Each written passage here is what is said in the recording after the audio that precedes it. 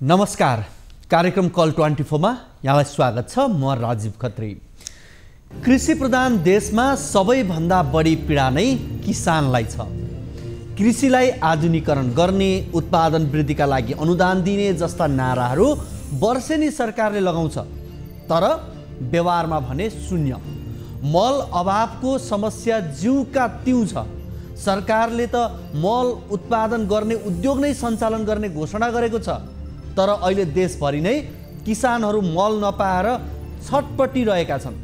गहुँ रोप्ने समय खस्किँदै जाँदा पनि सरकारवाला निकायको सुस्तताका कारण किसानहरूसम्म बिउ पुग्न सकेको छैन।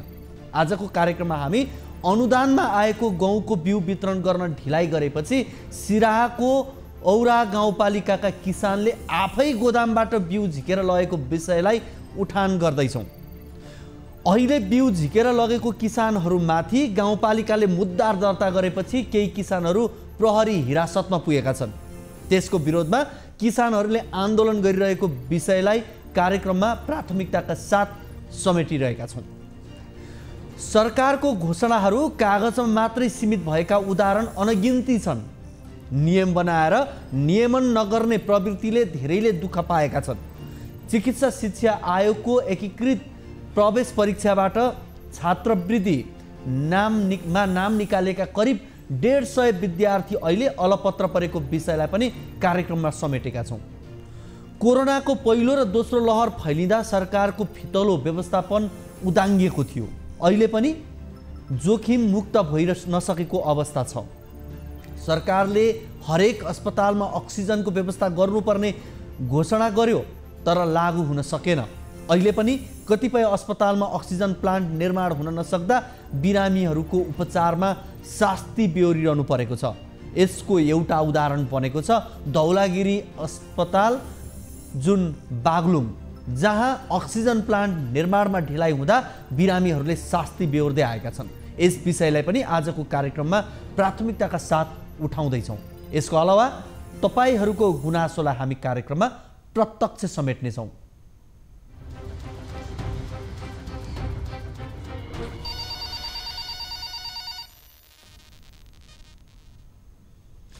दर्शकवृन्द, हामीलाई सम्पर्क गर्नका लागि टोल फ्री नम्बर 1660 01 12 424 र एनसीएल नम्बर 98 015 72 24।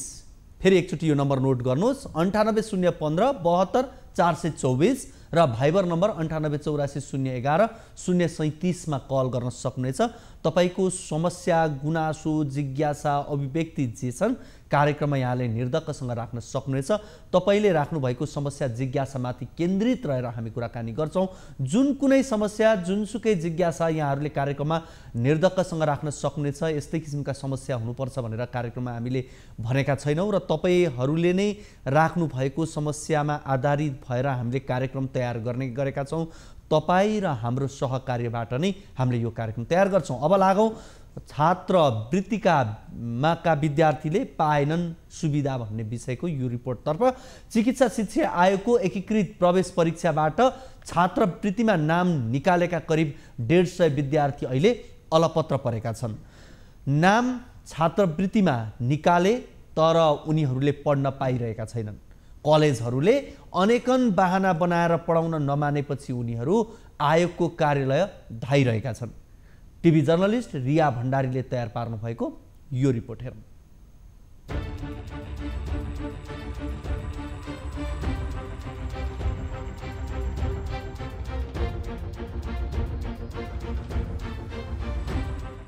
यी हुन् आशिष कुमार चौधरी। उदयपुर गाईघाटका 21 वर्षीय चौधरीले गत साउन 20 गते चिकित्सा शिक्षा आयोगको एकीकृत प्रवेश परीक्षामा ब्याचलर इन फार्मेसी पढ्नको लागि छात्रवृत्तिमा नाम निकाले। विपन्न परिवारका जेहेन्दार उनी सरकारी कोटामा नाम निकालेपछि पढ्न पाइने भयो भनेर हर्षित थिए। आयोग र पूर्वाञ्चल विश्वविद्यालयले तोके बमोजिम उनी मिन भवन स्थित लिटल बुद्ध हेल्थ साइन्समा पढ्न गए, तर उनलाई कलेजले पढाउन नसक्ने भन्दै फर्कायो। नाम निस्किसकेपछि छात्रवृत्तिका विद्यार्थी मात्रै भए, हामी चाहिँ हजुरहरूलाई मात्रै पढाउन सक्दैनौँ, हामी कहाँ पेइङका स्टुडेन्ट्स आएनन्, हामीले चाहिँ तपाईँहरूलाई यस्तै नै हो भने आफ्नै घर जग्गा बेचेर पढाउनु पर्ने हुन्छ, हामी पढाउन सक्दैनौँ। हामीले लिखित रूपमा पनि विश्वविद्यालय र चिकित्सा शिक्षा आयोगलाई पत्र पठाइसकेका छौँ। हजुरहरू चिकित्सा शिक्षा आयोग र विश्वविद्यालयमै गएर कन्ट्याक्ट गर्नुहोस् भनेर भन्नुभयो। शुल्क तिरेर पढ्ने विद्यार्थी नभएको कारण छात्रवृत्तिमा नाम निकालेकालाई पढाउन नसकिने जवाफ कलेजले दियो। त्यसपछि चौधरी जस्ता 150 जना विद्यार्थीको भविष्य अन्योलमा परेको छ। उनीहरू 3 महिनादेखि कहिले आयोग त कहिले विश्वविद्यालय धाउन बाध्य छन्। हामी स्कलरसिपमा नाम निकाल्यो, कलेज पनि पायो, तर कलेज जाँदाखेरि उहाँहरू भन्छ कि हामी पढाउँदैनौँ। एटलिस्ट हामी भ्यालीभित्रको कलेज पाएकाले चाहिँ भ्यालीभित्रमै एउटै कलेजमा लगेर पढाए पनि हुन्थ्यो होइन। हाम्रो त्यति मात्र माग छ। यो माग पुरा नगरुन्जेलसम्म हामी एमएसीमै आउँछौँ, सधैँ आउँछौँ, सधैँ कुरा राख्ने हो। हामीले यसरी स्कलरसिप पाएर पनि हामीले पढ्न पाएको छैन। हाम्रो यसरी भविष्यमाथि खेलवाड गर्न त भएन नि त। मङ्सिर 13 गतेदेखि नै पठन पाठन सुरु हुनुपर्ने भए पनि शुल्क तिरेर अध्ययन गर्ने विद्यार्थी नआएको भन्दै छात्रवृत्तिमा अध्ययन गर्ने विद्यार्थीलाई पढाउन कलेजहरू तयार छैनन्। चिकित्सा शिक्षा आयोगले पनि कलेजहरूले पढाउन नमानेको भन्दै 10 दिनभित्र छात्रवृत्तिका विद्यार्थीलाई व्यवस्थापन गरिने बताएको छ। कानुन त विद्यार्थीहरू भर्ना गरेपछि पढाउनु पर्ने जिम्मेवारी सम्बन्धित शिक्षण संस्थाको हो। त्यसो भए तापनि विश्वविद्यालयले त्यसको व्यवस्थापन गरेर कुनै विश्वविद्यालयको अन्तर्गतको शिक्षण संस्थामा कुनै कार्यक्रमहरूलाई मर्ज गरिकन त्यसलाई चाहिँ पढाउने व्यवस्था गर्नु पर्यो भन्ने खालको प्रस्तावसहित विश्वविद्यालयले हामीलाई आयोगलाई पठाएका छन्। ती कुराहरूमा आयोगको अब आगामी बैठकमा हामी छलफल गरेर उहाँहरूलाई निर्देशन दिन्छौँ। विद्यार्थीहरूले पढ्न नपाउने भन्ने प्रश्न उठ्दैन। विद्यार्थीको पठन पाठन चाहिँ हुन्छ। छात्रवृत्तिमा अध्ययन गर्न छनौट भएर पनि अध्ययन गर्न नपाएका यी विद्यार्थीहरू बीएससी नर्सिङ, बीपीएच र बीफार्म लगायतका विषयका छन्। पूर्वाञ्चल विश्वविद्यालय अन्तर्गत काठमाडौँ उपत्यकाभित्र यी विषय पढाउने 20 वटा कलेज छन्। कलेजले भर्ना नलिएपछि पीडित विद्यार्थीहरू संसदको शिक्षा तथा स्वास्थ्य समितिमा समेत पुगेका छन्।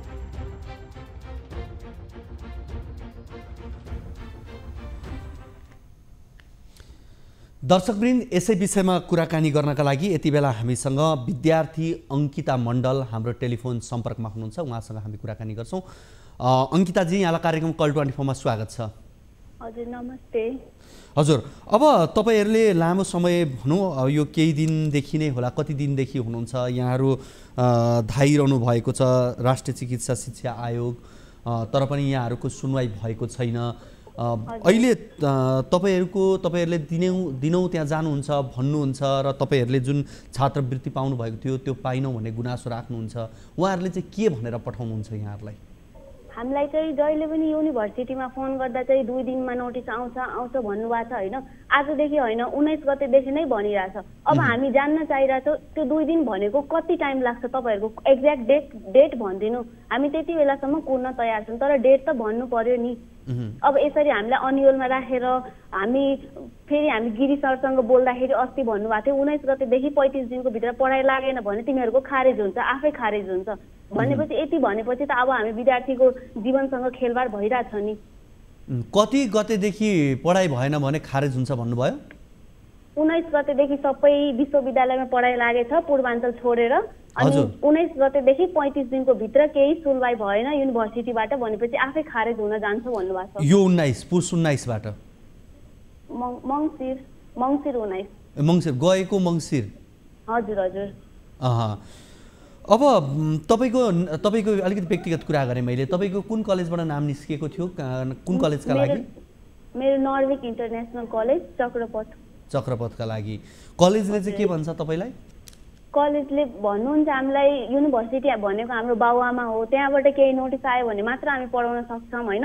अब हामीले आफ्नो घर जग्गा बेचेर तिमीहरूलाई पढाउने होइन त्यही भन्नुहुन्छ। अनि सधैँ त्यही नोटिस आउँछ भनेपछि हामी फोन गर्छौँ भनेर सधैँ हामीलाई अब त फोन गर्दा रिसाउनुहुन्छ हाम्रो माथि। भन्नुहुन्छ तपाईँहरूले नम्बर कहाँबाट पाउनु भयो हाम्रो भनेर। अब हामी कहाँ जाने? विश्वविद्यालयमा फोन गर्दाखेरि डिन सरले हाम्रो फोन उठाइदिनुहुन्न, ब्लक लिस्टमा नम्बर हालिदिनुहुन्छ। त्यहाँ कर्मचारीले फोन गर्दा भन्नुहुन्छ हामी कर्मचारी, हामीलाई केही थाहा छैन। एमएसी जाँदा एमएसीमा भन्छ 1 हप्ता। अब म जान्न चाहिरहेको छु त्यो डाक्टर कृष्णराज गिरीको 1 हप्ता कहिले हुन्छ? उहाँले 1 हप्तामा चाहिँ हुन्छ भनेर भनिरहनु भएको छ अस्तिदेखि नै। त्यो एक हप्ता चाहिँ धेरै पटक सरिसक्यो। धेरै पटक, आज एक पटक होइन, हामी 20 दिनदेखि लगातार एमइसी गइरहेछौँ। अब हजुर तपाईको के तपाईहरुको सबैको 100% स्कलरशिप हो? हजुर हजुर 100% हो। अहिले जस्तो अरु विद्यार्थीहरु पुगेनन् त्यसकारणले तपाईहरुलाई हामी स्कलरशिप दिन सक्दैनौं भनेर उहाँहरुले भन्नुभएको छ नि। हैन हैन, स्कलरशिप दिनुहुन्छ तर हामीले पढाउन सक्दैनौं। युनिभर्सिटीबाट हामीलाई तिमीहरुले पढेको खर्च दिनुभयो भने हामीले पढाउन सक्छौं भन्नुभएको छ कलेजले चाहिँ। तर युनिभर्सिटीले दिनु पर्यो नि त्यति खर्च। अब स्कलरशिप हामीले ल्याछौं भने कसरी पढाउने के गरी पढाउने भन्ने त्यो त सरकारको जिम्मा भयो नि। ए भनेको उताबाट आउनु पर्ने पैसा चाहिँ कलेजमा आएन, त्यसकारणले कलेजले चाहिँ तपाईहरुलाई पढाएन। पढाएन। हजुर। ओके, अहिले कति विद्यार्थी हुनुहुन्छ तपाईहरु यस्तो पीडित? 150 जति होला। 150 जना जति हुनुहुन्छ। तपाईहरु हरेक दिन 150 विद्यार्थी त्यहाँ गइरहनु भएको छ? 150 त हैन, अझै चाहिँ काठमाडौँको बाहिर पनि छन् हैन। हामी जति छौं त्यति गइराछौं के रे एमइसी सधैँ। भनेपछि काठमाडौँ बाहिरको कलेजमा अध्ययनरत विद्यार्थीहरुको अवस्था पनि करिब करिब उस्तै छ। उस्तै छ। अनि हामीले त्यति पनि भनेका छौं हैन, यो सबै युनिभर्सिटीमा यस्तै प्रब्लम भएको थियो, अरु युनिभर्सिटीको प्रब्लम चाहिँ सल्भ भयो हैन। डिन सरले आफै विद्यार्थीसँग कुरा राखेर कहाँ तपाईहरुलाई पढ्न सहज हुन्छ भनेर उनीहरुलाई काठमाडौँ भन्यो, काठमाडौँमा उनीहरुलाई राखेछ, पढाइरहेछ, भोलिदेखि पढाइ लाग्छ हैन। तर हाम्रो युनिभर्सिटीमा डिन सरलाई फोन गर्दाखेरि कुनै रिस्पोन्स दिनुहुन्न। भनेपछि अब हामी विद्यार्थी कहाँ जाने? एमइसीमा पनि उस्तै हामीलाई अन्यलमा राखेछ, युनिभर्सिटीमा फोन गर्दा पनि उस्तै भन्छ, भनेपछि हामी कहाँ जाने? हामी राष्ट्रिय चिकित्सा शिक्षा आयोगका उपाध्यक्ष प्राध्यापक डाक्टर श्रीकृष्ण गिरीसँग पनि सम्पर्क गर्ने प्रयासमा छौं। उहाँसँग हामी यो विषयमा बुझ्ने प्रयास गर्छौं के भएको हो यो विषय भनेर। उहाँसँग फोनमा कुरा भइरहेको मैले यहाँ जानकारी पाएको छु, तर उहाँसँग म एकपटक फेरि जोडिने प्रयासमै छौं हामी। ठीक छ, तपाईहरुको अहिले कति दिन भयो तपाईहरु जान थाल्नु भएको यहाँ एमइसीमा? हजुर 10-15 दिन भयो होला। 10-15 दिन भयो। हजुर, हामीले सधैँ निवेदन दर्ता गर्छौं हैन। अब त गिरी सरले हामीसँग रिसाएर यिनीहरुलाई भित्र नआउन देऊ भन्नुभएको छ। ए तपाईहरुलाई भित्र आउन नदिनुसम्म भन्नुभएको छ? हजुर हजुर। अब हाम्रो यति मात्र माग हो कि हाम्रो पढाइ छिटो भन्दा छिटो लागोस् हैन। हामीले काठमाडौँ कलेज रोजेका थियौं, प्रायोरिटी राखेका थियौं भनेपछि हामीलाई जबरजस्ती गोठगाउँ जाऊ भन्न मिल्दैन। कि त हामीलाई त्यो युनिभर्सिटीले पढाउन सक्दैन भने हामी अर्को युनिभर्सिटी जान तयार छौं, तर हामी काठमाडौँमै पढ्छौं। ठीक छ, हामी उहाँसँग पनि श्रीकृष्ण गिरी सरसँग पनि हामी कुराकानी गर्ने प्रयासमा छौं। सम्भवतः उहाँले कुराकानी गर्न नचाहनु भएको हो कि जस्तो पनि मलाई लागिरहेको छ। उहाँ यति बेला हाम्रो फोन सम्पर्कमा जोडिसक्नु भएको छ, उहाँसँग हामी थोरै कुराकानी गर्छौं। डाक्टर गिरी, यहाँलाई कार्यक्रम कल 24 मा स्वागत छ। धन्यवाद। हजुर, विशेष गरी यो चिकित्सा शिक्षा आयोगको एकीकृत प्रवेश परीक्षाबाट छात्रवृत्तिमा नाम निकालेका करिब 150 विद्यार्थीहरू हरेक दिन यहाँहरूको कार्यालय राष्ट्रिय चिकित्सा शिक्षा आयोगमा आउनुहुन्छ र उहाँहरू फर्किनुहुन्छ। उहाँहरूको जुन गुनासो छ त्यो किन सुनवाई हुन सकेन होला सर? हाम्रो तर्फबाट त सुनेका छौँ। हजुर, समस्या के भएको? उहाँहरूको माग किन पुरा हुन नसकेको होला? उहाँहरूको माग होइन, पुरा हुनेतर्फ आयोगले गर्नुपर्ने कुराहरू गरिराखेकै छ। हजुर हजुर। उहाँहरूले पाउनुपर्ने छात्रवृत्ति उहाँहरूले पाउने कि नपाउने? त्यसो भए पाउनुहुन्छ। अनि उहाँहरू अलिकति दोहोरो मारमा हुनुभयो, किनभने भने कलेज जानुहुन्छ, कलेजले फी चाहियो भन्नुहुन्छ। अब कलेजले पढाउन मान्दैन, त्यताबाट पैसा जुन दिनुपर्ने त्यो पैसा आएको छैन, उहाँहरू कहाँ जाने भन्नुहुन्छ? तपाईहरुकोमा आउनुहुन्छ, तपाईहरु अलिकति हामीलाई यो थाहा जानकारी भएन कि पैसा आउनु पर्ने भनेको हामीले पैसा दिने होइन छात्रवृत्तिको विद्यार्थीहरूलाई। हजुर, त्यसकारण पैसा कहाँबाट आउने कुरा आएर त्यो नआउने भने त्यो प्रोसेस अनुसार उहाँहरूले पढाउन नमानिसकेपछि त्यसको प्रक्रिया त अगाडि बढाइदिनु पर्ने सरहरूसँग हुन्छ होला नि? होइन, पैसा दिने होइन हजुर। यो ठिक छ, होइन पैसा दिने भन्दा पनि त्यसको प्रक्रिया जस्तो कलेजले त उहाँहरूसँग पैसा मागिराखेको छ नि त अहिले त? होइन, पैसा दिनु पर्दैन। अब यहाँहरूले पर्दैन भन्नुहुन्छ, कलेजले दिनुपर्छ भन्छ, तर उहाँहरू भनेर हुँदैन हजुर। दिन नपर्ने पैसा भनेर हुँदैन नि। छात्रवृत्तिको विद्यार्थीलाई पैसा दिने पनि होइन। एकचोटि म विद्यार्थी अंकिता मण्डल हामीसँग हुनुहुन्छ, उहाँको कुरा सुनिदिनुहोस् है त सर। अंकिताजी सरलाई भनिदिनुहोस् त। हजुर हजुर हजुर सर। भन्नुहोस् त सरलाई। सर, हाम्रो प्रब्लम कहिले सल्भ हुन्छ म यति मात्र बुझ्न चाहिरहेको छु हजुरसँग। एक्ज्याक्ट टाइम भनिदिनु होइन। एमइसीसँग त्यति पावर त छ नि होइन, युनिभर्सिटीलाई आदेश दिने यति दिनमा तैँले नोटिस निकाल भनेर होइन, उनीहरूले निकाल्नै पर्छ भनेपछि अहिलेसम्म किन भएको छैन हाम्रो प्रब्लम, सिरियसली किन लिनु भएको छैन? अनि तपाईँले अहिले भन्नुभएको हाम्रो मिडियाको चाहिँ सरले भन्नुभएको कुरा अलिकति प्रष्ट उहाँ मिडियालाई नभएर हो अथवा तपाईँले भनेको कुरा प्रष्ट नभएर हो? छात्रवृत्तिको लागि तपाईँ छानिएर होइन, छात्रवृत्तिसँग पैसा माग्नु भएको छैन कलेजले। हामी त्यहाँ पढ्न जाँदाखेरि एडमिसन लिन जाँदाखेरि भन्नुभएको छ हामीले तिमीलाई पैसा दिएर पढाउने होइन, आफ्नो जग्गा बेचेर पढाउने होइन। अब युनिभर्सिटीबाट तिमीहरूको पैसा दियो कि त सरकारले दियो भन्ने मात्र हामी तिमीहरूको पढाइ सुरु गर्छौँ भनेर। विद्यार्थीहरूको छात्रवृत्ति जसलाई आयोगले छात्रवृत्ति छानेर पठायो, त्यो छानेर पठाएको विद्यार्थीहरूलाई पैसा दिने पनि होइन आयोगले। त्यो चाहिँ छात्रवृत्ति सार्वजनिक संस्थाले पढाएको हो भने सार्वजनिक संस्थाको लागि ती संस्थाहरूलाई नेपाल सरकारले अनुदान दिन्छ। प्राइभेटहरूले पढाएको छात्रवृत्तिमा जानुभयो भने प्राइभेट संस्थाहरूले नेपाल सरकारलाई दिएको छात्रवृत्तिमा पढाउने हो, पैसा चाहिँ विद्यार्थीलाई दिने चाहिँ होइन। जस उहाँले रोजेको कलेजमा पढ्न पाउने हो होइन त सर? पाउने हो। त्यो चाहिँ पढ्न पाउनको लागि आयोगले जाँच लिएर परीक्षा लिएर सम्बन्धित विश्वविद्यालयलाई भर्नालाई पठायो। हजुर, सम्बन्धित विश्वविद्यालयले भर्ना गरेर कलेजहरूमा पठाएको छ। अब अहिले उहाँले भनेको कुराहरू उहाँले प्रष्ट रूपमा भन्न नसके पनि मैले के बुझेको छु भने अहिले जुन कलेजहरूमा थोरै विद्यार्थीहरू भए त्यसमा चाहिँ छात्रवृत्तिको विद्यार्थीहरू मात्रै पढ्न आए। हामी कहाँ चाहिँ पैसा तिर्ने विद्यार्थीहरू आएनन्, थोरै विद्यार्थी भए त्यस कारण हामी पढाउन सक्दैनौँ भनेको हुनसक्छ। त्यो खालको हामी कहाँ पनि आएको छ। त्यस कारणले तर त्यो जुन कलेजमा हामीले चाहिँ पढ्नको लागि भनेर युनिभर्सिटीमा पठाएपछि युनिभर्सिटीले भर्ना गरेर कलेजमा पठाएपछि त्यो कलेज पढाउने चाहिँ त्यो कलेजको उत्तरदायित्व हो, पढाउनु पर्छ। अब अहिले हामीले के कुरा समन्वय अलिकति गरिदिएका छौँ भने सम्बन्धित कलेजहरूमा विद्यार्थी कम भए अथवा कुनै समस्या परेको छ भने विश्वविद्यालयहरूले त्यसको लागि कसरी समाधान गर्नुहुन्छ त्यसको प्रस्ताव आयोगलाई पेश गर्नुहोस् भनेका छौँ। उहाँहरूले प्रस्ताव पनि पेश गर्नुभएको छ। अब आगामी हप्तामा त्यसमा छलफल गरेर निर्णय हुन्छ। कति समय लाग्ला सर यो निर्णय हुन? आगामी हप्तामा, धेरै दिन लाग्दैन। आयोगको तर्फबाट चाहिँ यो हप्तामा चाहिँ टुङ्गिन्छ। यो हप्तामा टुङ्गिन्छ। सर अनि विद्यार्थीको त्यो निवेदन दिएको विद्यार्थीको प्रब्लमहरू सबै उस हेरेर अनि बल्ल डिसिजन लिनु होला विद्यार्थी स्टुडेन्टको फेभरमा। अब सबै आएका विद्यार्थीहरूको सबैको कुराहरूलाई पनि कसरी सबैको भिडमा हुन्छ त्यो खालको कुरा हामी विचार गर्छौँ। तर यसको चाहिँ पुरा जिम्मेवारी के बुझ्नुपर्छ भने विद्यार्थीहरूले पनि जुन कलेजमा विद्यार्थी भर्ना हुनलाई गएको छ त्यो कलेज नै प्राइमेरी जिम्मेवारी हो। त्यो कलेज जिम्मेवारी भएन भने त्यसको चाहिँ व्यवस्थापन मिलाउने काम विश्वविद्यालयको हुन्छ।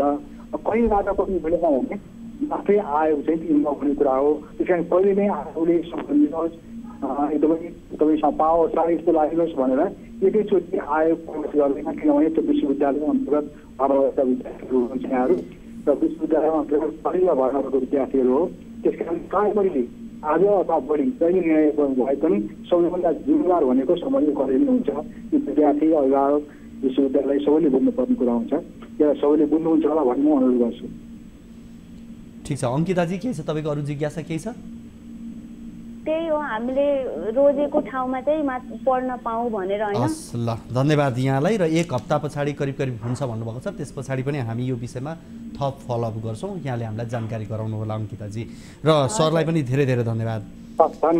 हजुर, हामीसँग हुनुहुन्थ्यो राष्ट्रिय चिकित्सा शिक्षा आयोगका उपाध्यक्ष प्राध्यापक डाक्टर श्रीकृष्ण गिरी, त्यसै गरी हामीसँग विद्यार्थी अङ्किता मण्डल हुनुहुन्थ्यो र विशेष गरी चिकित्सा शिक्षा आयोगको एकीकृत प्रवेश परीक्षाबाट छात्रवृत्तिमा नाम निकालेका करिब 150 विद्यार्थी यति बेला अलपत्र परेको यो प्रसङ्ग यहाँहरू बीच हामीले राख्यौँ। र हामीले ती विद्यार्थीहरू यति बेला कलेज सम्बन्धित उनीहरूले रोजाइमा रहेको कलेज पढ्न चाहेको कलेजमा जाँदा कलेजले भर्लानी मानेको र उनीहरू यतिखेर हरेक दिन जसो राष्ट्रिय चिकित्सा शिक्षा आयोगमा पुगेर धरना दिन उनीहरू बाध्य भइरहेका छन्। यो रिपोर्ट यो यहाँहरू बीच हामीले राख्यौँ। यसपछि भने हामी लाग्छौँ धौलागिरी अस्पतालमा अक्सिजन प्लान्ट जडान नभएको सन्दर्भतर्फ। धौलागिरी अस्पताल बागलुङमा अक्सिजन प्लान्ट निर्माणमा ढिलाइ हुँदा उपचारमा आउने बिरामीलाई शास्ति हुने गरेको छ। कोरोनाका बिरामीलाई सहज रूपमा स्वास्थ्य सेवा दिनका लागि आवश्यक पर्ने अक्सिजन जिल्लामै उत्पादन गर्ने सरकारको उद्देश्य छ। सुविधा सम्पन्न अक्सिजन प्लान्टको जिम्मेवारी लिएको निर्माण कम्पनीले समयमै काम नगर्दा अक्सिजन प्लान्ट अलपत्र परेको हो। बागलुङबाट टिभी जर्नलिस्ट रामप्रसाद घिम्रेले पठाएको यो रिपोर्ट हेरौँ।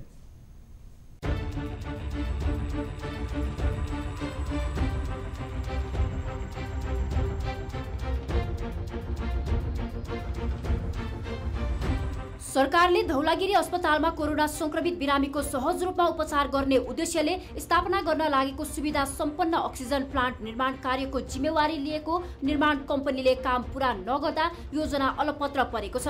कोरोनाको तेस्रो भेरिएन्ट ओमिक्रोन भाइरस नेपालमा समेत देखिसकेको अवस्थामा धौलागिरी अस्पतालमा अक्सिजन प्लान्ट नहुँदा अहिले पनि पोखराबाट सिलिन्डरमा अक्सिजन ल्याएर बिरामीको उपचार गर्न बाध्य छन्। राजधानी लगायत देशको शहरी क्षेत्रका ठूला अस्पतालमा जस्तै सुविधा सम्पन्न अक्सिजन प्लान्ट राखेर कोरोना लगायतका अस्पतालमा आउने बिरामीलाई उपचार गर्न आवश्यक पर्ने अक्सिजन प्लान्ट समयमै सम्पन्न नहुँदा समस्या भएको छ।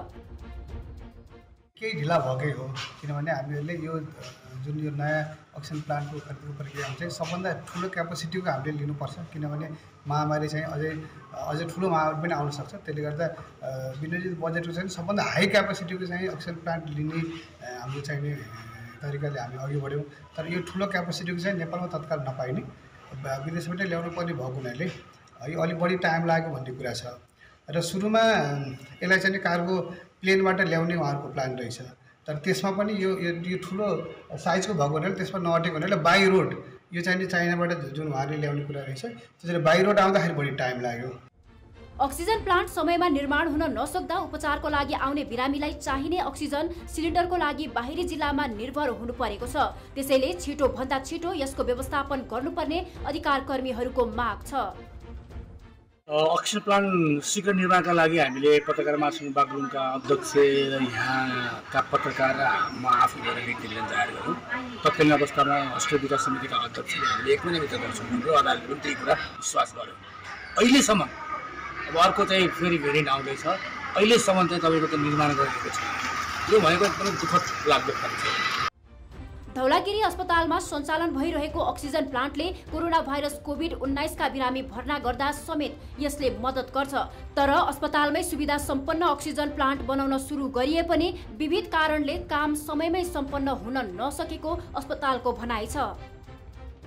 अस्पतालले चाहिँ जुन चाहिँ यो अक्सिजन प्लान्टको विषयलाई लिएर जुन चाहिँ ग्यास उत्पादन गर्ने सिलसिलामा अगाडि बढेको थियो, तर अहिले आएर चाहिँ जुन चाहिँ यो जुन चाहिँ धौलागिरी अञ्चल अर्थको विकास समिति छ त्यो नहुँदाखेरि त्यो तल परेको जस्तो लाग्छ। जहाँ जे हुन्छ त्यो स्वास्थ्य क्षेत्र हुनाले आम नागरिकले चाहिँ स्वास्थ्यबाट वञ्चित हुने हुनाले यसको चाहिँ छिटोभन्दा छिटो चाहिँ धौलागिरी अस्पतालका यसो चाहिँ अगाडि बढेर यस विषयमा चाहिँ छिटोभन्दा छिटो चाहिँ अक्सिजन प्लान्टको लागि चाहिँ सुधार गर्न जानुपर्छ भन्ने हाम्रो भनाइ। अस्पताल यति बेला सानो प्रविधिको अक्सिजन प्लान्ट मार्फत उपचारको लागि भर्ना भएका बिरामीको बेडसम्म व्यवस्थित रूपमा पाइप मार्फत अक्सिजन पुर्याउने कार्य भए पनि कोरोनाको बिरामी हत्तै बढ्दा दैनिक रूपमा 60वटा भन्दा बढी अक्सिजन सिलिन्डर पोखराबाट रिफिल गरेर ल्याउनु पर्ने बाध्यता कायमै छ। अस्पतालमा भर्ना हुने बिरामी मध्ये करिब 20% संक्रमितलाई कुनै पनि समय अक्सिजन आवश्यक पर्ने चिकित्सक बताउँछन्। अझ समयमै अक्सिजन उपलब्ध गराउन सकिए आइसियु र भेन्टिलेटरमा जाने बिरामीको संख्या कम गर्नको लागि धौलागिरी अस्पतालमा राखिएको अक्सिजन प्लान्ट उपयोगी हुने देखिन्छ।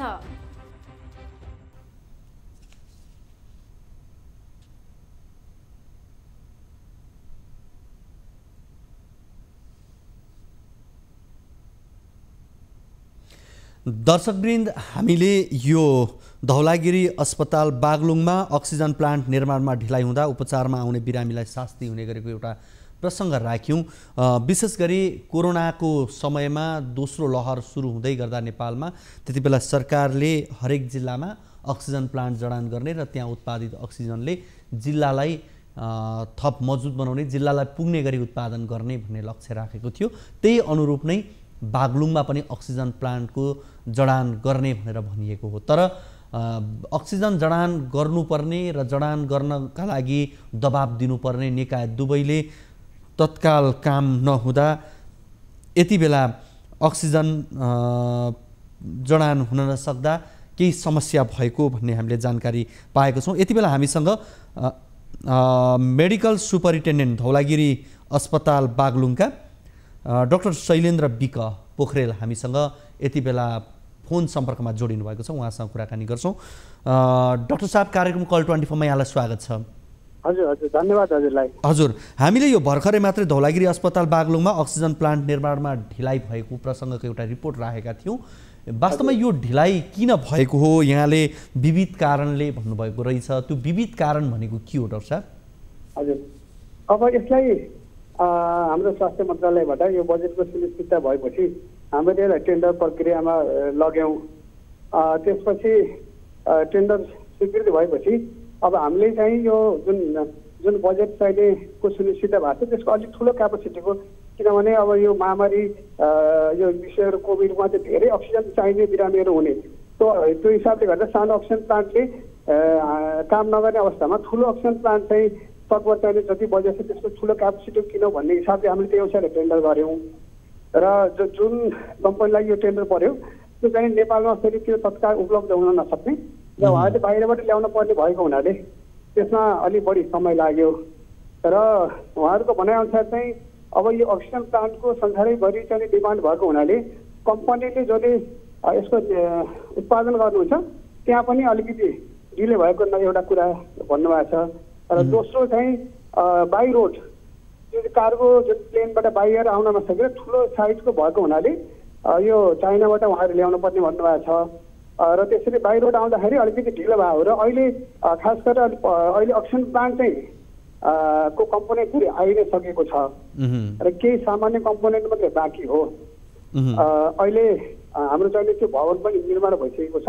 अक्सिजन प्लान्ट खास गरेर आएको छ, केही थोरै कम्पोनेन्ट मात्रै बाँकी हो र त्यसलाई हामीहरूले सम्बन्धित चाहिँ कम्पनीलाई कुरा गर्दा उहाँले अब छिटै नै हामी आएर इन्स्टलेसन गरेर यसलाई सुरु गर्छौँ भन्ने कुरा भएको छ। अहिले प्लान्टको चाहिँ कम्पोनेन्ट खास गरेर आइ नै सकेको छ, इन्स्टलेसनको काम चाहिँ बाँकी छ। डाक्टर साहब, अब जस्तो यति बेला त यहाँहरूको सानो प्रविधिको अक्सिजन प्लान्ट मार्फत पनि उपचारका लागि सहजता त भएको होला, काम गर्न त्यति असहज त भएको छैन। तर पनि दोस्रो भेरिएन्ट कोरोना विगतमा देखिँदा अहिले ओमिक्रोनको कुरा छ। अब यो आयो र समुदाय स्तरमा फेरि फैलिने स्थिति भयो भने त्यतिखेर अवस्था के होला भन्ने विषय त्यहाँका स्थानीय चिन्तित भएको पनि यसै कारणले हुनुपर्छ।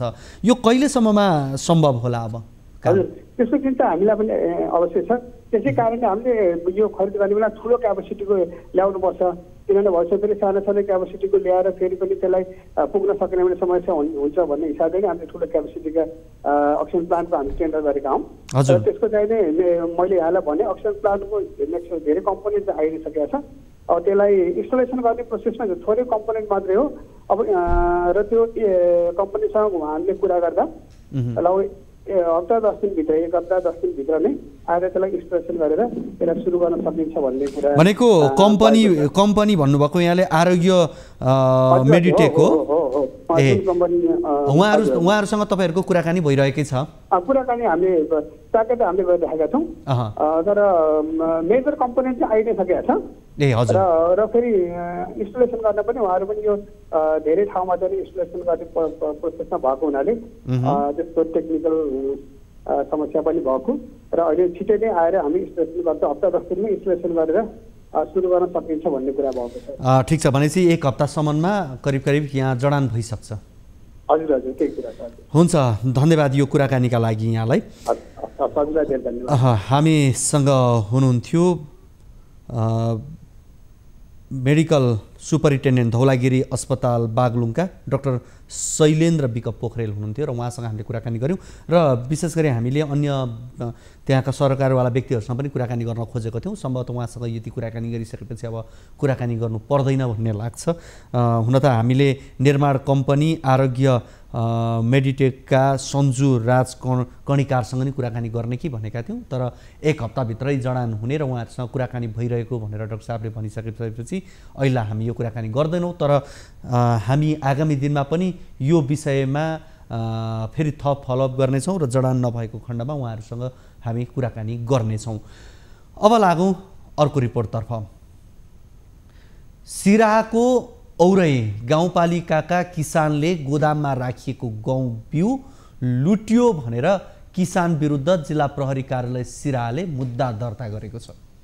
गाउँपालिकाले किसान विरुद्ध मुद्दा दर्ता गराएपछि स्थानीय किसान कारीराम यादवलाई सिराहा प्रहरीले पक्राउ गरेको छ। कर्मचारीले वितरणमा ढिलाइ र बदमासी गरेको भन्दै सिराहाका किसानले मङ्गलबार बिहान 10 बजे अनुदानमा बाँड्न राखिएको गहुँको बिउ आफै झिकेर लगेका थिए। औरै गाउँपालिका 3 का किसानले प्राथमिक स्वास्थ्य केन्द्रको गोदाममा राखिएको 100 बोरा गहुँको बिउ लगेका हुन्। सिराहाबाट टिभी जर्नलिस्ट दिलीप सनले पठाउनु भएको यो रिपोर्ट हेरौँ।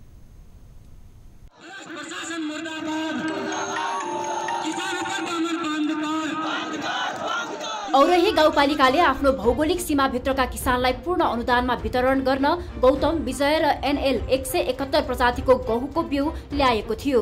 टेन्डर प्रक्रियाबाट गत 29 मङ्सिरमा 2640 क्विन्टल बिउ ल्याएको भए पनि वितरण हुन सकेको थिएन। गहुँ छर्ने समय भइसक्दा पनि बिउ नपाउँदा किसान चिन्तित थिए। गत 2077-78 आर्थिक वर्षमा किसानका लागि खरिद गरिएको गहुँ बिउ वितरण हुन सकेको थिएन। त्यसको प्रत्यक्ष असर किसानलाई परेको थियो। किसानले भने महँगो दरमा अन्यत्रबाट गहुँको बिउ खरिद गर्न बाध्य थियो। सोही आर्थिक वर्षमा खरिद गरिएको गहुँको बिउ एक स्थानीयको भाडा घरमा अहिले पनि राखिएकै छ। बिउको चिन्ताले सताएका किसान यसपालि पनि गहुँको बिउ वितरण बिना नै गोदाममै कुहिने डरले किसानले आफै झिकेर लगेको बताएका छन्। मान के चलो 8 बजे से लगल लाइन किसान सब भूखल प्यास से 12 बजे तक लाइन में लगले। मगर बार-बार ऐठन का प्रशासन के बार-बार ऐठन का कर्मचारी के कार्यालय कर्मचारी के अनुरोध करत भी पर भी उ सब नहीं आवे। तकर बाद जैसे आवेश में जैसे इनका किसान सब अपन जे आवश्यकता अनुसार के जैसे यहाँ के दिया लग गेले। त्यसमाथि गाउँपालिकाका कर्मचारीले आफू निकट र पहुँचवालालाई बोलाएर बिउ दिने गरेको, तर सामान्य किसानले दिनहुँ घण्टौं लाइन बस्दा पनि बिउ नपाएको गुनासो आइरहेको थियो। मंगलबार पनि किसानहरू बिहानदेखि नै बिउका लागि लाइन बसेका थिए। कर्मचारीले वितरणमा आलटाल गरेको भन्दै आक्रोशित उनीहरूले गोदामको ताला खोलेर बिउ आफै झिकेर लगेका हुन्। 20 किलो बिउका लागि दिनहुँ बिहानैदेखि लाइनमा बस्न बाध्य बनेका किसान बिउ छर्न निकै ढिला भइसक्दा पनि कर्मचारीले अनेक बहाना बनाएर वितरणमा अलमल गर्दै आएका थिए। त्यही भएर किसान आफैले बिउ लिएर गएको स्थानीय बताउँछन्। बढ्दो चिसोको समयमा 4-5 किलोमिटर टाढाबाट आएर लाइन बसेका किसानमाथि हदैसम्म अन्याय गरिएकाले यो कदम उठाउन बाध्य भएको उनीहरूको दाबी छ। औरही गाउँपालिकाले 18,95,560 रुपियाँमा गहुँको बिउ खरिद गर्न गत 8 मङ्सिरमा टेन्डर आह्वान गरेको थियो। त्यसपछि 59 रुपियाँ प्रति किलोका दरले 2640 क्विन्टल बिउ खरिद गरिएको थियो। केही किसानले भने बिउ खरिदमा समेत अनियमितताको आशंका गरेका छन्। कमसल गुणस्तरको बिउ खरिद गरिएको उनीहरूको आरोप गाउँपालिकाभित्र कति किसान छन् भन्ने तथ्याङ्क समेत गाउँपालिकासँग नभएको भन्दै हचुवाको भरमा बिउ खरिद गरी आफन्तलाई मात्र वितरण गरिएको किसानको दाबी छ। किसानलाई रिहाई गरोस्, यही मागका साथ हामीले गाउँपालिकाको कार्यालयमा तालाबन्दी गरेका छौँ। यो तालाबन्दीको माग पूरा भएन भने हाम्रो आन्दोलन, किसानको आन्दोलन निरन्तर जारी रहनेछ। यता गाउँपालिकाको कृषि शाखाका प्रमुख राजदेव यादवले किसानहरूले 200 बोरा बिउ लुटेर लगेको बताए। एक बोरामा 40 किलो बिउ थियो। प्रत्येक किसानलाई 20-20 किलोका दरले पूर्ण अनुदानमा गहुँको बिउ दिने भनिएको थियो। सोमबार पनि केही बेर वितरण गरेपछि विवादका कारण वितरण रोक्दा केही किसानले 200 बोरा लुटेर लगेको यादवको आरोप छ। पक्राउ परेका किसानलाई रिहाको माग सहित गाउँपालिकाले कार्यालयमा तालाबन्दी गर्दै किसानहरू आन्दोलित भएका छन्।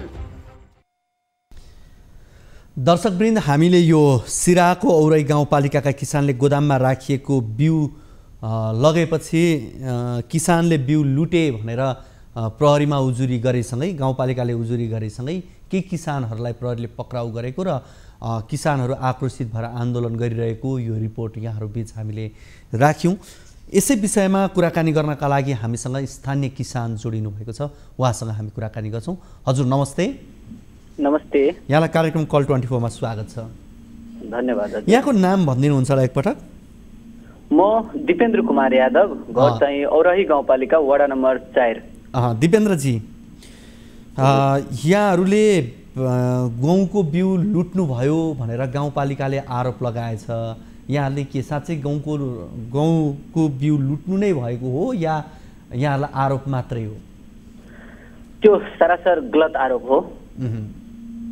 जनताको करबाट खरिद भएको बिउ जनताको लागि आएको रहेछ, तर त्यो वास्तविक किसानसम्म पुग्न सकिरहेको छैन। त्यसको प्रत्यक्ष उदाहरण गत आर्थिक वर्षमै किसानका लागि खरिद भएको गेहुँको बिउ अहिलेसम्म पनि एकजना स्थानीयको घरमा गोदाममा त्यो सडिरहेको कुहिरहेको अवस्था छ, तर किसानसम्म पुग्न सकेको छैन। अहिले आएर पनि एक त गेहुँको सिजन अफ हुन लाग्दा केही मात्रामा मात्रै कुनै पनि तथ्याङ्क बिना थोरै गरेर 20-20 किलो गरेर वितरण गर्ने हिसाबले गेहुँको बिउ ल्याएर गोदाममा राखिएको, वास्तविक किसानहरूलाई नपहिचान गरी हचुवाको भरमा आफ्ना नेता कार्यकर्ताहरूलाई राति वितरण गर्दै आएको अवस्था थियो।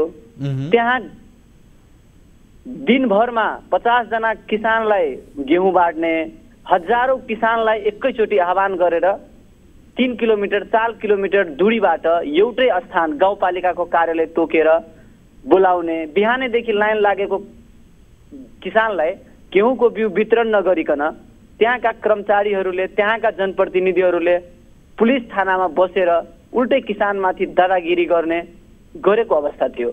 त्यस पछाडि किसानहरू आजित भएर अघिल्लो वर्षको हाम्रो अनुदानको गेहुँ अहिले पनि सरिरहेको अवस्था छ, यसपालि पनि त्यस्तै त गर्ने होइन भनेर किसानले आफ्नो अधिकार प्रयोग गरेर त्यो गहुँको बिउ आफ्नो हो भनेर खेतका लागि लगेका हुन्, कुनै बोर्डर पारी पठाउनको लागि लगेको होइन। तर तपाईले यसो भनिराख्दा लुटेको भन्नेको आरोपमा केही किसानहरू त पक्राउ पनि पर्नु भएको छ नि यति बेला। हजुर, यो सरासर गलत भइरहेको छ। यो एउटा छानबिन नगरिकनै कुनै पनि गाउँपालिका अथवा भ्रष्ट मेयर, जसलाई हामी छोटे राजाको संज्ञा दिन्छौँ, यहाँका मेयरले आफू छोटे राजा हो भनेर जुन हैकमवादी शासन चलाउने कोसिस गरिरहेको छ र उहाँको एउटा उजुरीलाई हेरेर वास्तविकता छानबिन नगरी जुन किसिमले पुलिस प्रशासन, एसपी, सिडिओले यहाँका किसानहरूलाई मुद्दा लगाउने कोसिस भइरहेको छ, यो घोर भर्त्सना योग्य छ सर। यसरी किसानमाथि दमन गर्नु हामीलाई कदापि सहन्य हुन।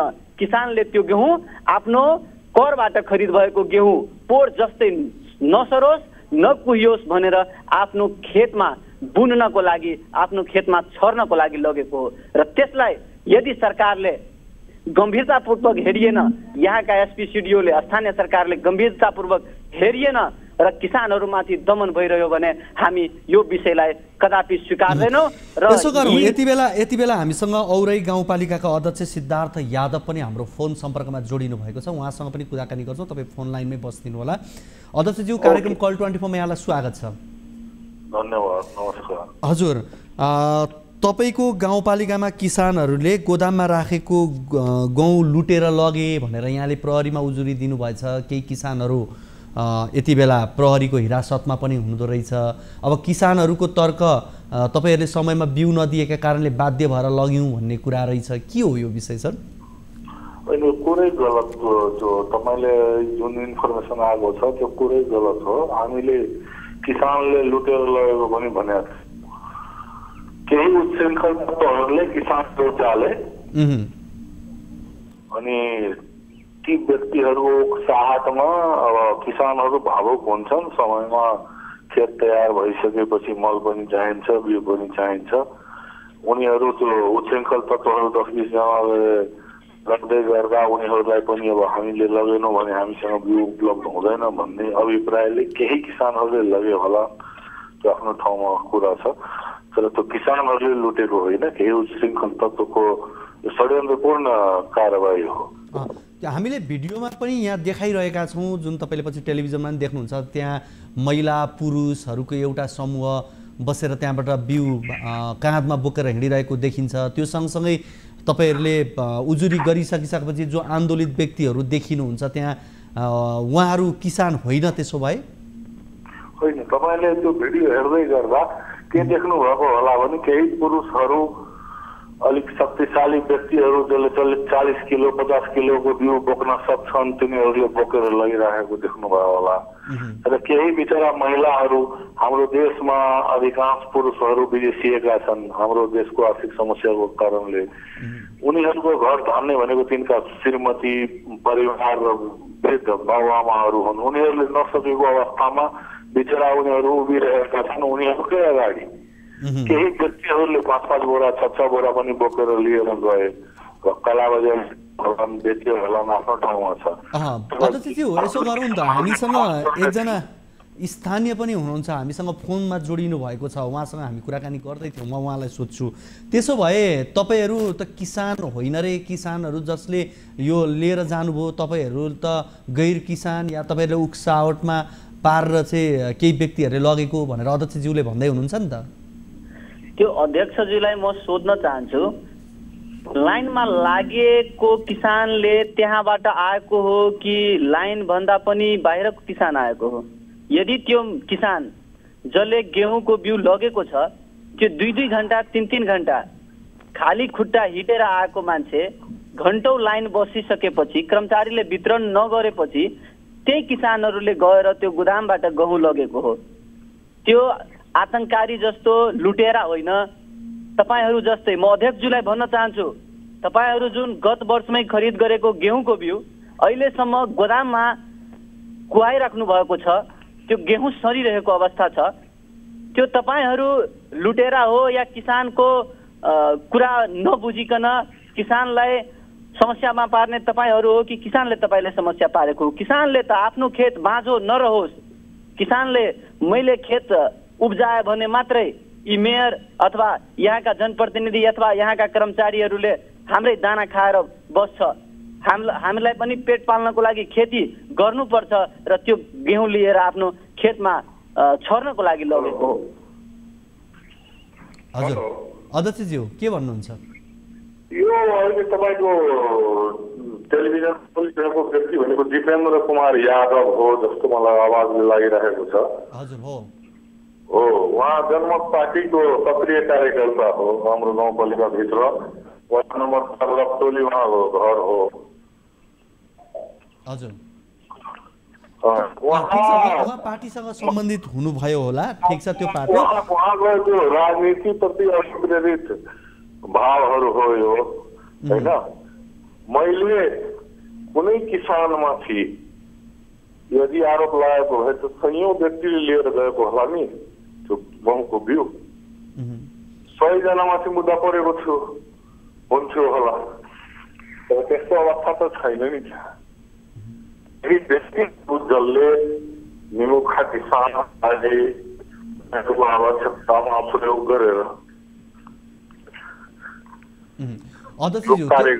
त्यसो भए 100 बोरा जति त्यो बिउ त्यहाँबाट हराउँदै गर्दा केही सीमित व्यक्तिले मात्रै लगेको हो भन्ने कुरा यहाँको राजनीतिक पूर्वाग्रह राखेर लगियो भन्ने यहाँको कुरा हो? त्यस्तो हो भने म बिचमा बोल्न चाहे सर। हजुर त्यस्तो हो भने ती 4 जना व्यक्तिले मात्रै गेहुँको बिउ लगेको छ र? छैन भने म मेयरजीलाई अनुरोध गर्न चाहे। हाम्रो मेयर साहब म व्यक्तिगत रिसिभी गर्न चाहेन, तर यहाँ सम्पर्कमा आइसकेपछि, किनभने म एउटा कुरा जोड्छु, अध्यक्षज्यू गाउँपालिकाको विषयमा कुनै पनि राजनीतिक दल होस् अथवा कुनै पनि समाजसेवी व्यक्ति होस्, उहाँसँग बसेर गाउँपालिकाको विषयमा कहिले पनि समन्वय गर्नुभएको छैन। गाउँपालिका कार्यालय पनि बहस गर्नुभएको छ मसँग गाउँपालिकाको चोकमा। झुटो कुरा बोल्दै हुनुहुन्छ दिपेन्द्रजी। सुन्नु न, अनि हजारौं जनताहरूको बिचमा र मैले खुल्ला बहस गरेको छु त्यहाँनिर। सुन्नु न, तपाईले कारबाही गर्ने नै हो भने सुन्नुहोस्, गहुँको बिउ होस् या कुनै पनि सुविधा होस् नेपाल सरकारले दिएको, न तपाईँ भोलि सत्तामा जाँदाखेरि आफ्नो खेत जग्गा बेचेर दिनुहुन्छ न मैले दिएको हो। तर 100 रुपियाँको सामान आयो, 1-1 रुपियाँ भए पनि सबै सामान पाउनु पर्ने थियो, तपाईँहरूको उक्साहटमा केही शक्तिशाली व्यक्तिहरूले लुटेर लगिदिए के निमुखा जनता नेपालका होइनन्? ती महिलाहरूले लाइनमा लागेको छन्, तपाईँको भिडियोमा देखिरहेको छ। बिचराहरू बोक्न नसक्ने ती महिलाहरू जसका पुरुष विदेशिएका छन् तिनीहरूको खेत छैन, तिनीहरूले बिउ लानु पर्दैन। सुन्नु न, तपाईँले कारबाही नै गर्ने हो भने यदि कुनै किसिमको सिस्टमेटिक गडबडी भयो भने त्यसलाई सुधारको प्रश्नमा लाने हो कि सरकारको सम्पत्ति लुट दिने कुनै जनताले? लुटिएको होइन, यसलाई लुटिएको संज्ञा दिनु नै अब म हिजोसम्म मलाई थाहा थिएन जनमत पार्टीको यसमा हात छ, तर जुन प्रकारको गतिविधि जनमत पार्टीबाट सिराहा जिल्लाभित्र भइरहेको छ, अब यो जनमत पार्टीले सुनियोजित तरिकाले गाउँपालिकाको बिउ लुट्न लगाएको भन्ने म प्रमाणित हुँदै गइरहेको छ। तपाईँले लुटिएको आरोप लगाउँदै हुनुहुन्छ। यसरी नै यो आन्दोलन पनि तपाईँहरूले आरोप मात्रै हो। यो आन्दोलन जनमत पार्टीले किसानको रक्षाको लागि किसान रह्यो भने मात्रै मानव समाज रहन सक्छ। किसानलाई पक्राउ गरेर जेलमा राख्नु यो कदापि कतिजना किसान छन् तपाईँहरूको पछाडि, गैरती किसानहरू आउँछन् तपाईँहरूको घर घरमा बिउ माग्नलाई। तपाईँहरूले लुटाएको बिउ कसलाई दिनुभयो? कला बजारी तपाईँहरूले गर्नुभएको छ। कि सयौं बोरा संख्यामा पोहोर वर्ष किनेर आएको गेहुँको बिउ गोदाममा सरिरहेको छ, कुहिरहेको छ। व्यापारीले किन गर्दैन? व्यापारीसँग सोध्नुहोस्।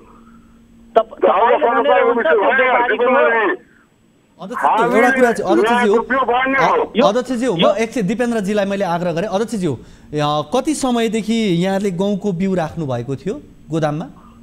एक हप्ता पनि भएको छैन, 3 दिनदेखि वितरण भइरहेको थियो। एकजना स्थानीयको घरमा लामो समयदेखि बिउ राखेर कुहिरहेको भन्ने कुरा के हो? यो त्यो के हो भने गत वर्ष हामीले माग गरेको भन्दा बढी बिउ व्यापारीलाई फन्काइदियो। हजुर, बिक्री हुन्छ वितरण हुन्छ भनेर पब्लिकलाई आवश्यक भएन। अब त्यो व्यापारीले लगोस् नलगोस् हामीलाई के सरकारको विषय भएर? त्यो व्यापारीको सम्पत्ति हो। अब अर्को विषय, विशेष गरी यहाँहरूले गहुँको बिउ चाहिँ यहाँले आफ्ना कार्यकर्ता आफ्ना नजिकका मान्छेलाई चाहिँ अन्य समयमा बाँडिरहनु भएको थियो भन्ने कुरा त्यो प्रमाणित गर्नु पर्यो क्या सर। त्यतिकै बोल्दाखेरि त्यो कुनै कुराको अर्थ हुँदैन। अहिले जो व्यक्तिहरू पक्राउ परेका छन् उनीहरू किसान हो कि होइन? एकजना मात्रै पक्राउ पर्नु भएको छ, 3 जना अझै बाहिरै हुनुहुन्छ। उहाँहरूलाई पनि अब त मैले सिङ्गे जनमत पार्टीलाई हाल्नु पर्थ्यो। त्यति बेला मैले त्यो अनुभव गरिनँ कुनै पार्टीले यसरी राष्ट्रिय सम्पत्ति लुटाउन सक्छ भनेर। तर उहाँहरूको जुन व्यवहार हुँदैछ, जुन किसिमको आन्दोलनहरू अगाडि बढाउँदै हुनुहुन्छ जनमत पार्टीले, अब त यो पार्टी नै राष्ट्रिय सम्पत्ति लुट्नेतर्फ अग्रसर भयो। हिजो उहाँहरू देशै अलग गर्नेतर्फ लाग्दै हुनुहुन्थ्यो। अब राष्ट्रिय राजनीतिमा हामी प्रवेश गर्यौँ भन्दै गर्दा पनि व्यवहार चाहिँ उस्तै रहेछ भन्ने जस्तो लागिरहेछ। हेर्दै उहाँहरूको प्रवृत्ति र व्यवहारले गर्दा राष्ट्रिय सम्पत्ति हो भन्दै गर्दा एउटा कुरा पनि बुझ्नुपर्ने हो, त्यो राष्ट्रिय सम्पत्ति कहाँबाट आएको हो? त्यो यहीँका जनताहरूले कर तिरेका छन् र ती करबाट आएको हो। त्यो राष्ट्रिय सम्पत्ति त हो, त्योभन्दा पहिला जनताले तिरेको करबाट आएको हो। तपाईँले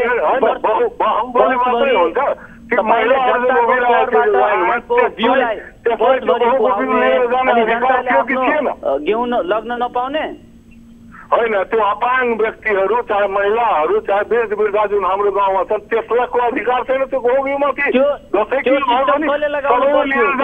जिम्मेवारी कसको? अब तपाईँले लुटाउनु भयो भन्ने कुरा आउँदैछ। अब तपाईँमाथि पनि कारवाही गर्नुपर्ने अवस्था आउँछ। ठिक छ, तपाईँ कारवाही गर्नुहोस्, त्यसका लागि केही छैन, तपाईँ कारवाही गर्नुहोस्। होइन, तपाईँहरू जिल्लाव्यापी आन्दोलनमा जाँदै हुन्छ नि, राष्ट्रिय मिडियालाई युज गरेर खोज्दै हुनुहुन्छ होइन?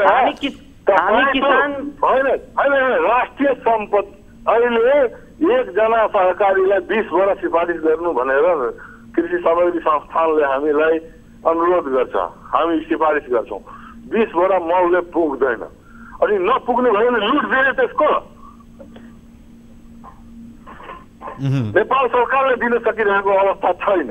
नेपाल सरकारको अवस्था छैन, अनि के गर्ने? लुट दिने। छैन भनेपछि 20 केजी घिउ वितरण प्रक्रिया तपाईँको कसरी वितरण गर्नुहुन्छ? किन कर्मचारी प्रहरी चौकीमा बसिरहेको अवस्था थियो? एकजनाले 5 बोरा लिएर जाने शक्तिशाली व्यक्तिले अनि एउटा गरिब महिला एउटा वृद्धले 10 किलो पनि नपाउने त्यो प्रक्रिया कसरी हुनुपर्ने हो? त्यो कसले गर्ने हो? त्यो सिस्टम कसले बचाउने हो? कसरी गर्ने हो? गर्नै थियो त हामी ठिक छ। अब यो विषय यहाँहरूको अलिकति किसानले बिउ पाउने र नपाउनेसँगको सरोकारको कुरा हो। यहाँ राजनीतिक विषय प्रवेश भयो जस्तो मैले महसुस गरिरहेको छु र मैले यहाँलाई अब म एउटा कुरा यति भन्छु अध्यक्षज्यू, जो व्यक्तिहरू पक्राउ पर्नु भएको छ उहाँहरूको विरुद्धमा के हुन्छ अब भन्नुहोस् त, यति भन्नुहोस् त। होइन मैले यस्तो गर्नुहोस् कसैलाई फाँसी दिनुहोस् भने पनि छैन। त्यहाँ 100 जनाले लुटेर ल्याएका छन्। हेर्नुहोस्, सबै उच्छृङ्खल व्यक्तित्व होइनन्। किसानहरू बिचरा पीडित छन् हाम्रो देशमा। समयमा बिउ पाउँदैनन्, मल पाउँदैनन्, बाढी आउँछ, उनीहरूको खेत सुरक्षित छैन, सिँचाइको अवस्था नराम्रो छ हाम्रो देशमा। यो आजको देश होइन, यो अब यति विषय सबै कुरा यहाँ आफै जानकार हुँदाहुँदै समयमै यसलाई वितरण गरिदिएको थियो भने सायद यो समस्या आउँदैन थियो कि? होइन सर, समयमा वितरण नभएको पनि होइन। तपाईँलाई जानकारी होला, यो वर्ष हाम्रो तराईतिर पानी परेको छ ठुलो किसिममा।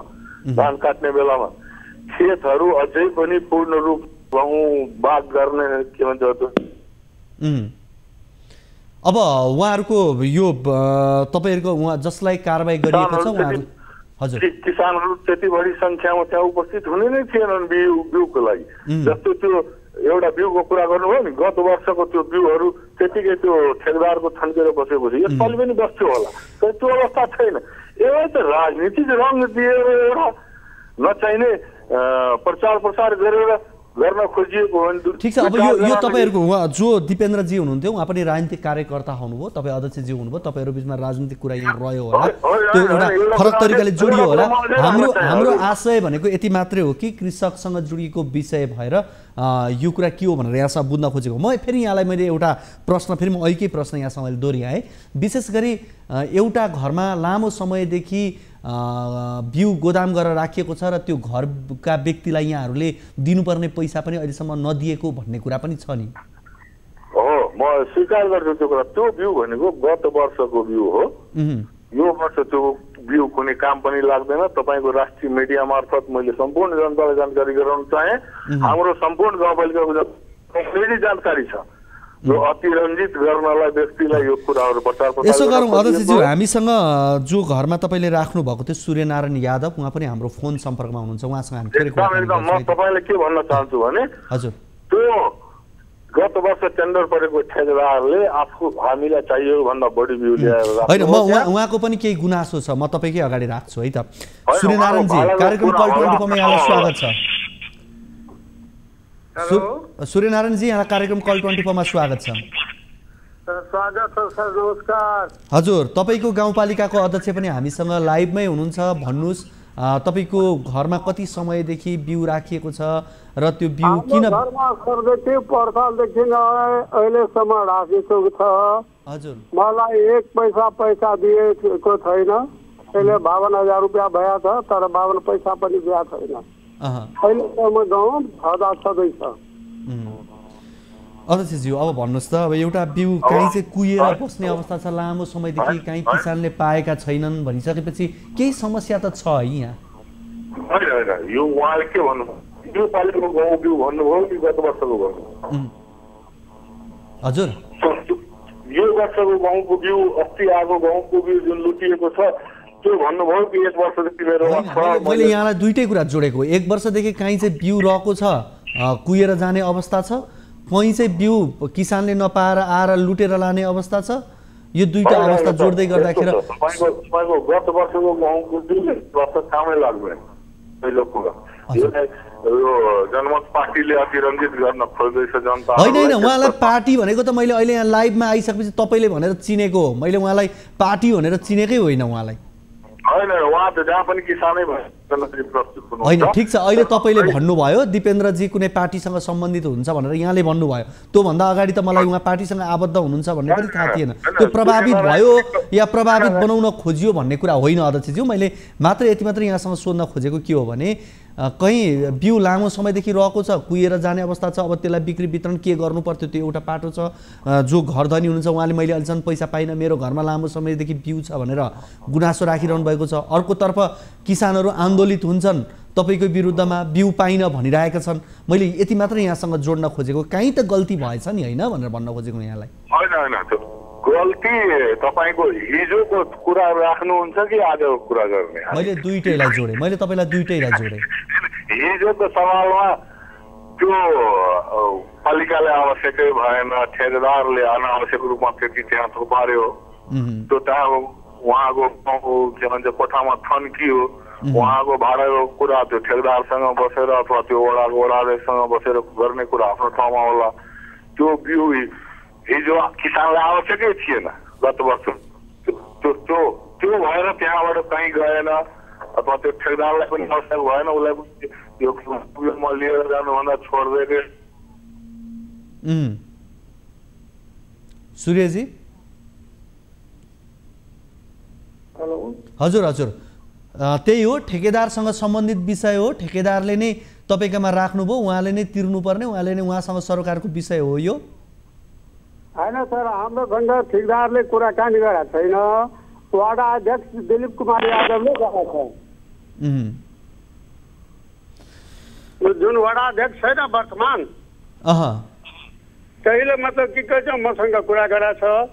हजुर म उहाँसँग मतलब कि दौड्दा दौड्दा दौड्दा मतलब किरा समेत लागेछ, घरमा टुया छ अरे, भेन्टिलेसन पनि जाम भएछ। कति गाउँ छ तपाईँकोमा? त्यसरी रहेका गाउँ कति छ? अहिलेसम्म विदेश सुन्दै सुन्दैन म के गर्नु। कति छ तपाईँकोमा त्यस्तो गाउँ?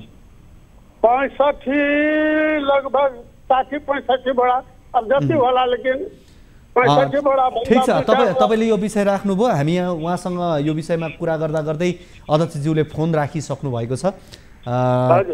अब हामी उहाँसँग यति मात्रै भन्न खोजेका थियौँ, किसानले एकातर्फ कसैको घरमा लामो समयदेखि गहुँ कुहिएर रहेको अवस्था छ, अर्कोतर्फ किसानहरू हारालुस गर्दै गहुँ लिन गएका छन् जसलाई लुटिएको भनेर भनिएको छ, आरोप लगाइएको छ। यो विषय के हो भनेर उहाँसँग हामी प्रश्न गर्दै थियौँ, तर उहाँले यसलाई आलटाल गर्दै अन्त्यमा फोन काटिदिनु भएको छ। अध्यक्षज्यूलाई मतलब व्यक्ति त्यस्तै छ, त्यस्तै गर्छ त अब के गर्ने हामीहरू? उहाँले त्यस्तै गर्नुहुन्छ? ठिक छ, हुन्छ, हामी यो विषयलाई फेरि हामी पछि फलोअप गर्नेछौँ। हाम्रो टिभी जर्नलिस्ट दिलीप सहनी मार्फत यो विषयलाई हामी थप कार्यक्रममा ल्याउनेछौँ। आज यो विषयमा हामीले कुराकानी गर्दै गर्दा यहाँलाई पहिलो कुरा, यहाँ दुवैजना यहाँलाई धन्यवाद सूर्यजीलाई, र अध्यक्षज्यू पनि गइसक्नु भएको छ, उहाँले त फोनै राखिसक्नु भएको छ। अलिकति यो विषय कुराकानी गर्दै जाँदा राजनीतिक रूपमा पनि उहाँहरू जोडिएको भएका कारणले गर्दाखेरि केही असहज जस्तो देखिएको थियो, तर पनि किसानसँग जोडिएको मुख्य विषय हो यो। र अध्यक्षज्यूले बिचैमा फोन राखिसकिसकेपछि यसको आशय केही यहाँ समस्या छ भन्ने कुरा हो। हामी यस विषयलाई फेरि आगामी कार्यक्रममा थप फलोअप गर्नेछौँ। आजको कार्यक्रमको निर्धारित समय भने सकिसकेको छ। भोलिको कार्यक्रममा हामी अन्य विषयहरू लिएर आउनेछौँ। तबसम्मको लागि बिदा दिनुहोस्। हवस् त, नमस्ते।